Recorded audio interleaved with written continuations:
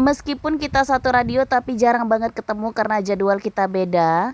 Inilah tempat aku siaran radio dari tahun 2015 hingga saat ini tahun 2024. Di sini kita ada 3 radio, ada Elita FM, SPI FM, dan juga Nian FM.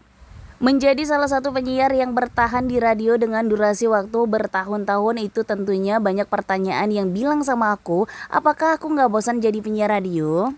Aku punya target sendiri, aku resign kalau aku udah nikah. Hai Pujangadis, aku Desi Silakena. Dengerin terus program spesial aku di 1 jam lebih dekat. Hanya di 90,8 Nian FM Dangdut Metropol. Kalau dibilang bosan enggak ya, karena di sini tuh jadwalnya fleksibel dan aku udah jarang banget siaran. Aku siarannya hanya di hari Sabtu doang dan selebihnya aku punya kerjaan lain. Dari jadi penyiar radio lah, public speaking aku bisa terlatih dan aku mendapatkan banyak relasi.